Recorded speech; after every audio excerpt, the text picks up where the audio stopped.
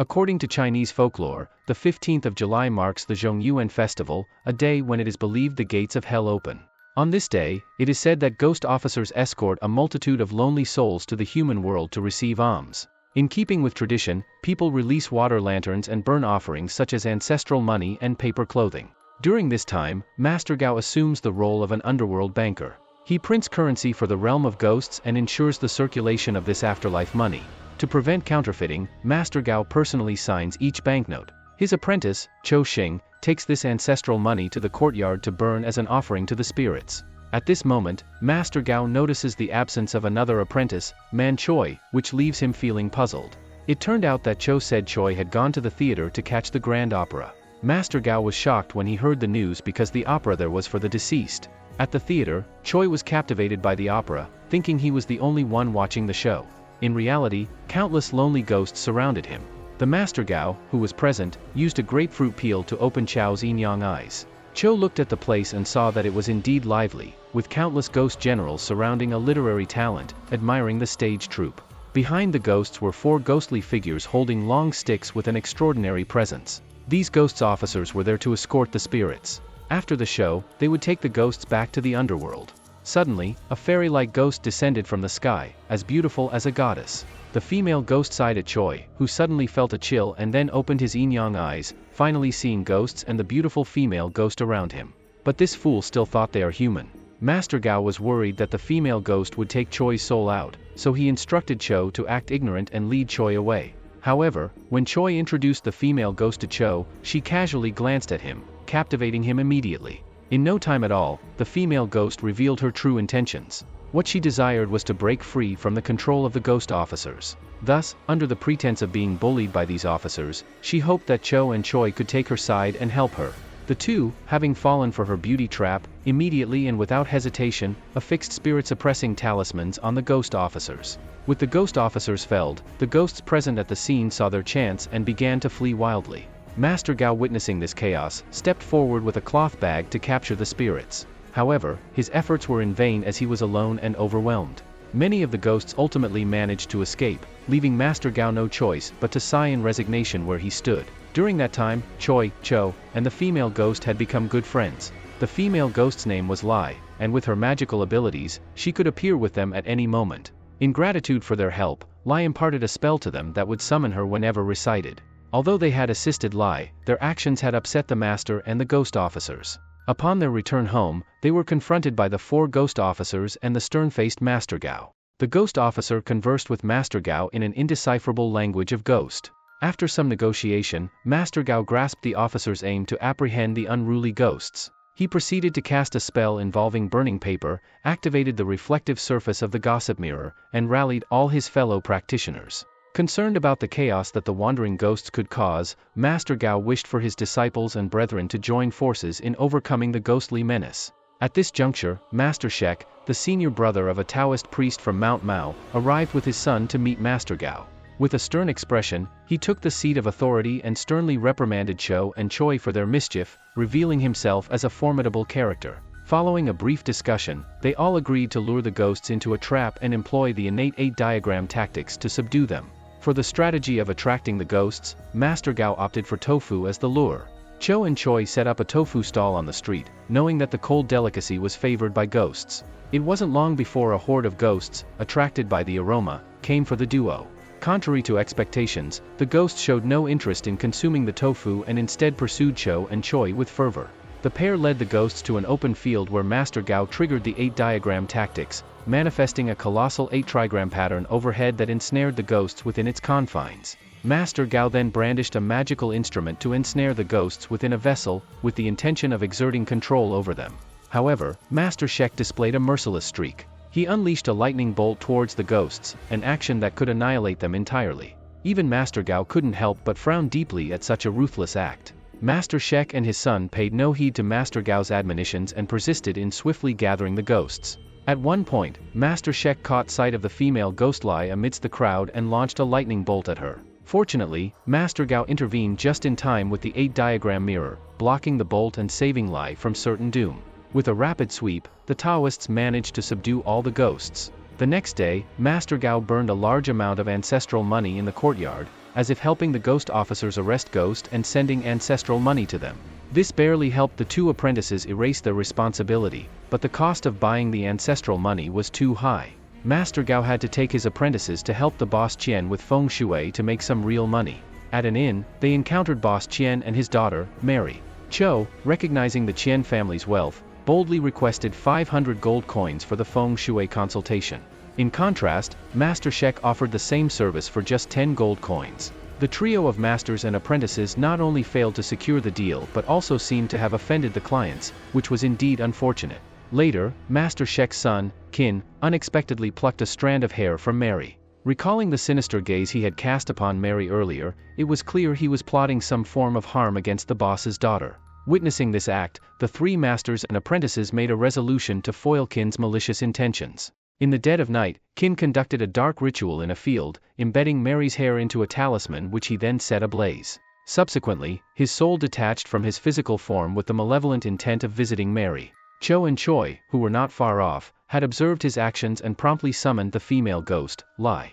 Together with Lai, they intervened to prevent Qin from harming Mary, while Choi remained behind to handle Qin's body. In an unforeseen turn, a group of wild dogs was drawn to the scene, driving Choi away and then descending upon Qin's body, ravaging it beyond recognition.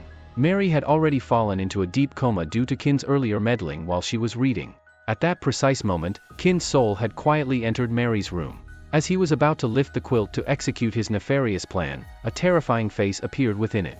It was Lai, the ghost, who used her supernatural powers to scare Qin away from the Qian household. So when Qin's soul returned to the wild, he found his body was long gone. Cho and Choi returned home and recounted the entire incident to Master Gao. Master Gao understood that while the two may have caused offense, they acted in pursuit of justice. He instructed them to locate the body and call forth Qin's soul to fulfill their mission, to prevent enmity with Master Shek. Master Gao was clear that if Master Shek sought conflict, he would not shy away from it. Then Master Gao transformed into a sissy, dancing in the room with a magic weapon to help conjure Qin's soul, which soon appeared. Master Gao had completed the incantation, yet Cho and Choi faced a dire situation. Fortunately, with the assistance of the female ghost Lai, they managed to discover Qin's bloodied corpse. As they carried Qin's body back home on their shoulders, they found Master Shek had been waiting in the room for an extended period.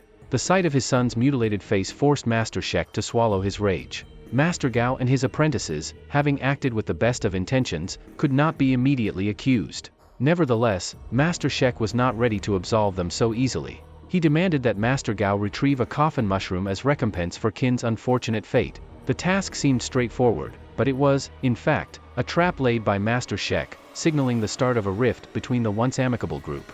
The trio of masters and apprentices ventured to the ominous mountain known for its coffins, a place that was once a lair for thieves who were ultimately betrayed and slain, their bodies now transformed into zombies. The bandit leader, harboring the greatest resentment, had become the Zombie King. A lingering grudge in his throat had, over time, given rise to a fungus-like growth, the coveted coffin mushroom. The peculiar method of harvesting this mushroom involved the act of artificial respiration. Choi and Cho ventured towards the assembly of coffins with the aim of retrieving the coffin mushroom. However, Master Shek, having performed rituals at home, had inadvertently roused all the zombies from their slumber. They leaped out of their coffins, invigorated and worshipping the full moon. Observing this, Master Gao wielded a piece of circular paper, employing his magical prowess to make it appear as the full moon, thereby capturing the zombies' attention.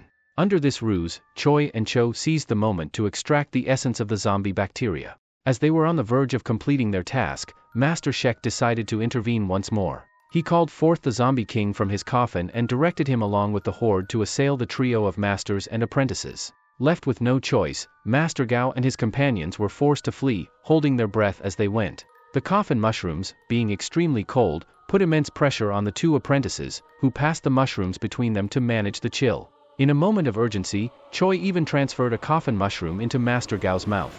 Unable to endure the icy energy from the coffin mushroom for long, Master Gao sought to pass it back to Cho. But as Cho evaded him, Master Gao inadvertently kissed the female ghost, Lai, who was by his side. This unexpected turn of events transformed a ghastly scene into a romantic encounter, sparking an unanticipated emotional connection between them. Blushes rose on Master Gao's cheeks at this unforeseen intimacy. Fortunately, the arrival of the Zombie King provided a timely interruption. Master Gao swiftly engaged the Zombie King in combat, luring him into the midst of the zombies. As the Zombie King became distracted by the zombies, Master Gao launched a magical weapon in the form of a bomb into the Zombie King's mouth and triggered it to explode, effectively resolving the crisis with a powerful blast. With the Zombie King dispatched, Lai, who had fallen in love with Master Gao, sought to kiss him again, and the zombie mushroom were finally returned to Master Gao. Upon their return, the three presented the coffin mushrooms to Master Shek in the hope of settling past disputes. However, Master Shek used the mushrooms in an effort to resurrect Qin. The outcome was a grotesque metamorphosis. Qin turned into a corpse demon, dependent on the blood of the living to maintain his human appearance. In the days that followed, a series of inexplicable deaths in the village were attributed to Qin's monstrous appetite. Master Gao arrived at the scene, lifted the white cloth, and recognized Qin as the malefactor without delay. He crafted a baibao soup from 100 ingredients, a concoction that would, when splashed upon Qin, expose his true form. United, the trio of masters and apprentices took action to apprehend Qin. Upon his exposure, Qin sought refuge in Master Shek's tent, hoping for assistance. However, Master Shek displayed his unforgiving nature, deciding to end his own son's life in the presence of Master Gao. While the facade of brotherhood remained intact, Master Shek harbored deep-seated enmity towards Master Gao and his apprentices. On their return journey, Master Shek employed his spiritual powers to rouse Qin and invoked a multitude of ghosts from the cemetery.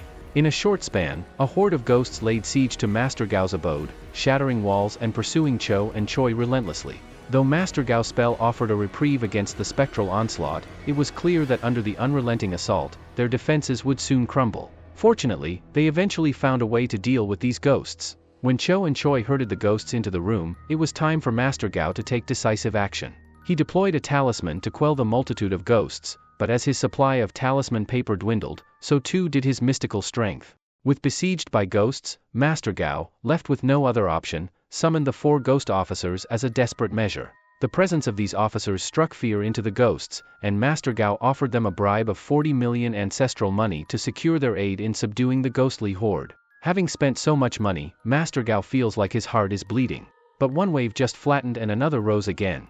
Qin sought to take vengeance upon Master Gao's abode. Master Gao, a force to be reckoned with, managed to wrap the corpse in a large yellow talisman and called upon the Mount Mao ancestors to cleanse the area of its sinister energy. Ultimately, Qin was outmaneuvered and subdued, ending up as nothing more than a lifeless puppet. Upon discovering his son's death, Master Shek was filled with uncontrollable fury, and he made his way to find Master Gao to seek retribution. With a devastating blow from his thunder palm, he overpowered Master Gao and mercilessly attacked Lai and Cho, who had stepped in to assist. The ferocity of Master Shek's thunderbolt palm was unparalleled, leaving Master Gao with no alternative but to do everything he can to combat Master Shek. Then, Master Gao, in concert with his 2 apprentices and Lai, strategically positioned a gossip mirror to harness the power of specular reflection.